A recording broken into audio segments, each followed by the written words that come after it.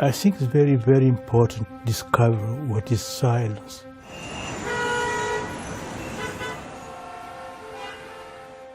Silence is not only not talking. Silence is more deeper, because the great noise is inside ourselves. Even in our churches, there is too much noise. So it's not a place where we can encounter God silently. Silence makes man more similar to God, because God, I said, is silence. He talks in silence. We encounter Him in silence. And if we remain with God, we become silent. I think why the Western countries today are no believers, are less believers, because they are every time talking. They know no silence, and the faith is going down. Silence is really the moment where I construct myself as a human being related to God. And without God and without silence, we are lost. God is our fountain. If we are cut from God, we are lost. And God is silent.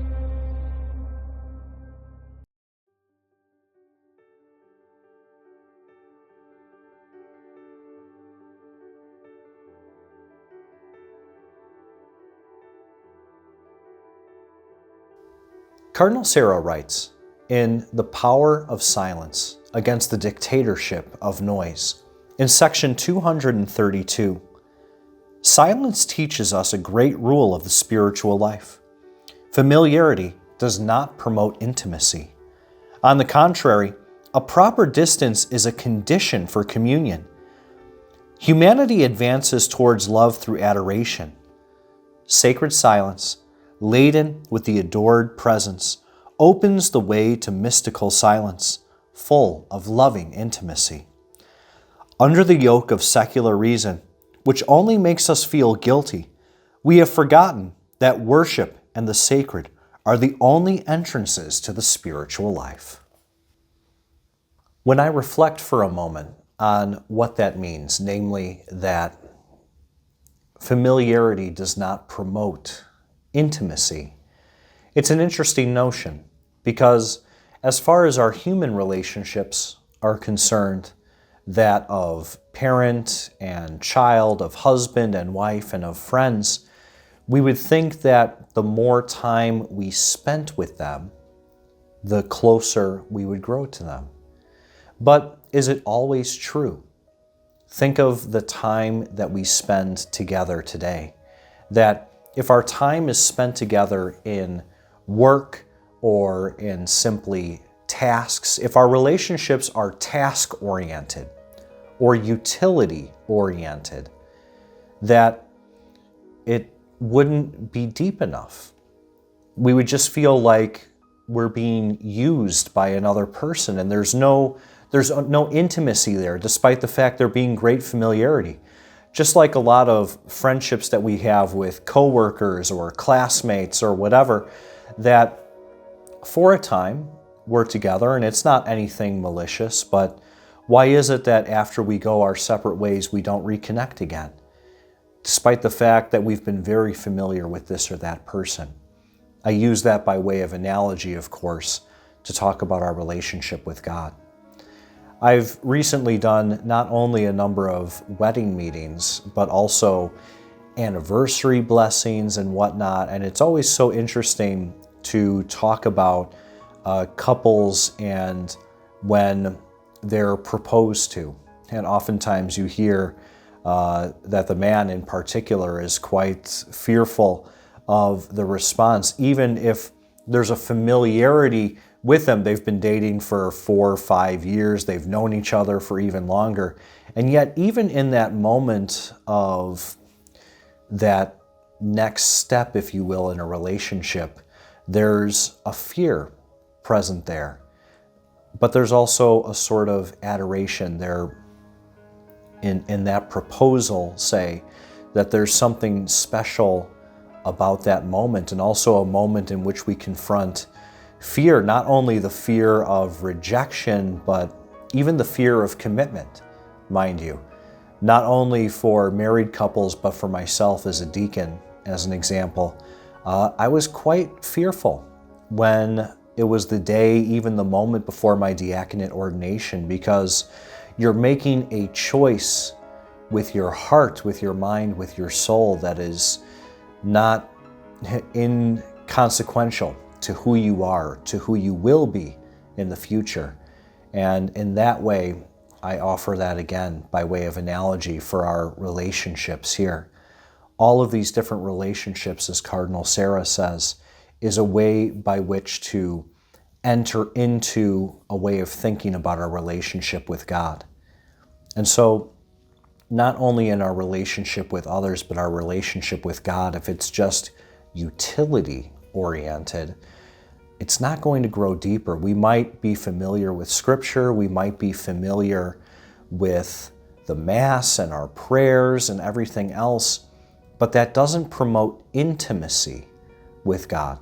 The same way that just doing things with other people, it doesn't promote intimacy with them. We have to learn to be able to spend time without expectation, time without questions, times without demands of ourself or of God. I think there's something profound to be said, as he writes elsewhere in his work on silence, that silence, that resting with God, with others, is also incredibly important, because in it we are being ourselves. We're allowing ourselves to be ourselves, and we're allowing God to be God to us.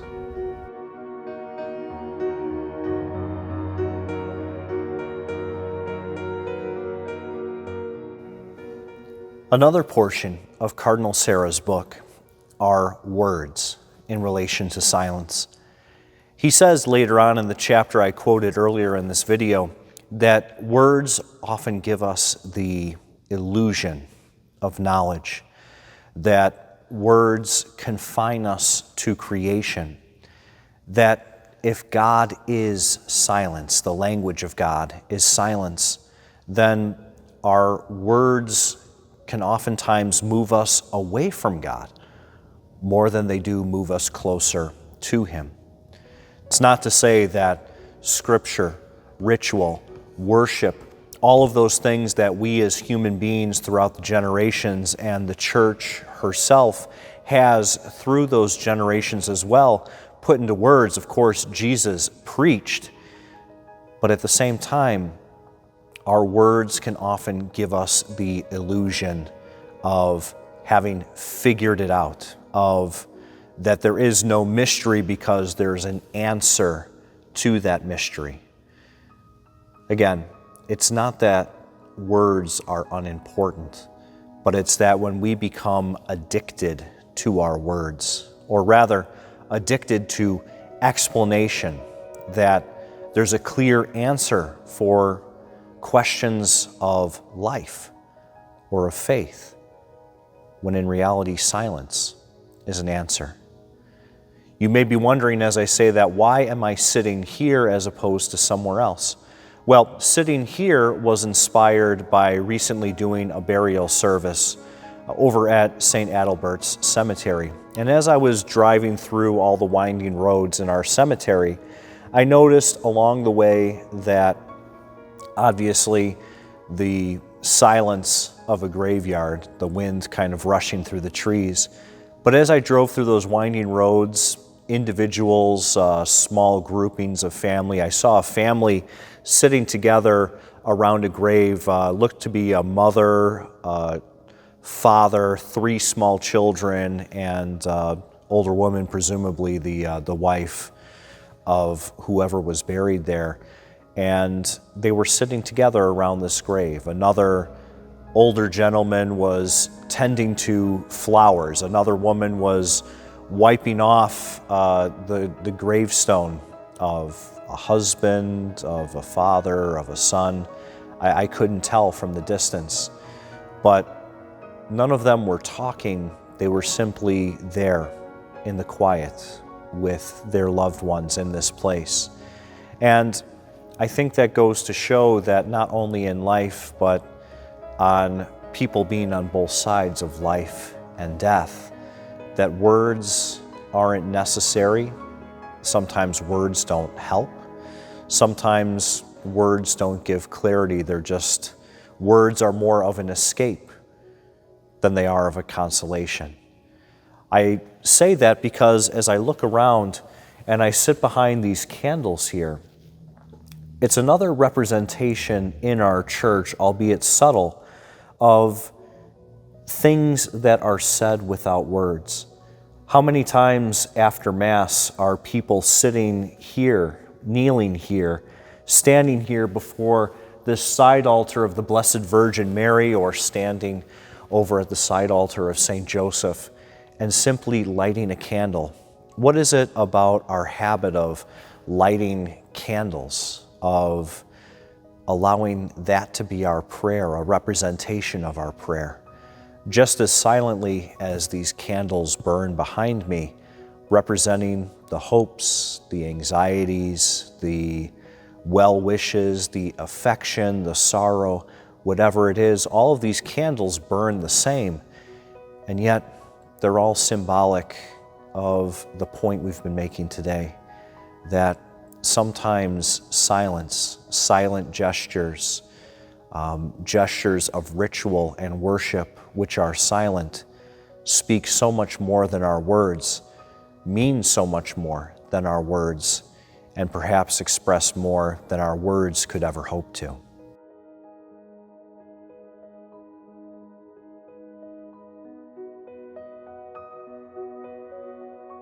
So just recently I've been reading Cardinal Sarah's wonderful book called The Power of Silence. And it's a book that's about a lot of things. It's a very spiritually alert text and covers a lot of ground, but he's especially good, I think, in regard to silence and the liturgy. Now, we shouldn't be too surprised by this because Cardinal Sarah, of course, runs the Vatican congregation dealing with sacraments and the liturgy. But as I was reading him on that, I found myself often nodding, vigorously in agreement. See, I came of age in the period right after Vatican II, and a watchword of that time was full, conscious, and active participation. Now, that's a great phrase coming up out of the Vatican II documents and prior to the Vatican II documents, out of the liturgical movement of the 20th century. The idea was, it's a darn good idea, is the laity are not at Mass as spectators at a theater. They are there fully and consciously and actively engaged in the Mass. So that's a wonderful theme. Vatican II hits it, and it was certainly emphasized after the Council. Here's the problem, though, and I can witness this from direct experience. It often came to mean that the laity had to be constantly stimulated into sound and action during the Mass, as though the liturgists of the time had to be shaking the laity by the shoulders every minute to be standing and sitting and kneeling and clapping and singing and jumping. The enemy came to be seen as silence, because silence was almost tantamount to boredom. If there's silence in the liturgy, we've lost the people. They've simply turned into spectators. They're not paying attention, so we have to stimulate them all the time. Well, the problem here, as Cardinal Sarah points out, is silence can be a very full, conscious, and active way to be involved in the Mass. That silence can signal not boredom or inattention, but a very deep and profound attention. Think of the way you're attending to a friend as the friend speaks and you listen in silence, etc. Now, bring it back now to the beginning. Silence, silence. Does silence play a role in this whole process? Absolutely. There's plenty of sound in the liturgy. I have no quarrel with that. Both music and spoken word, plenty of sound. Call and response, that's sound. But see, at every stage, think of the gathering of the mystical body. Think of the intense listening to the word proclaimed. Think of the silence of offering. So as the gifts are brought forward, I bring spiritually my life to the altar. Think of all these moves as accompanied by a deep and attentive silence, which actually intensifies the full and conscious and active participation of the laity. If Jesus is the model of discipleship, then he must also be the model of prayer. For the exercise of the disciple that is most important to him is prayer. There should be something noted that even though Jesus taught, preached, healed, traveled, everything else, Scripture makes it very clear in all the Gospels that he went to a quiet place to pray. That solitude that Jesus sought was not a running away from responsibility, was not a denial of the importance of work and speech, but rather an emphasis that our lives, our ministry, our faith must be punctuated by prayer, punctuated by silence. As Bishop Barron just said, silence isn't necessarily an inactivity, but rather an intensifying of our presence, of our awareness of God. I urge you all, as we continue on our journey and our pilgrimage of faith, to incorporate silence into your lives, not only in prayer at our liturgy and at our Mass, but privately in your homes. Even in times when working with couples or individuals who are finding dissatisfaction in life, marriage, relationship, whatever, I ask them to take that moment of silence to be with God, to actively listen to God. Just like our video that began this year on listening and receiving, listening is a powerful form of ministry and a powerful form of prayer. We're taught from a very young age how to speak. We're taught from a very young age how to write and how to express ourselves. But there's no class or anything that teaches us how to listen. So it needs to start now. Listen to God, and you will find Him in the silence.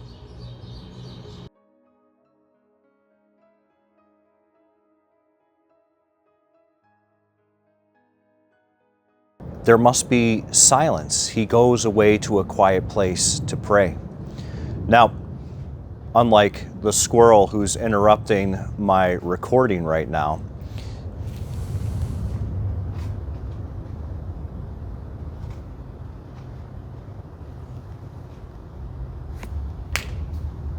get out of here.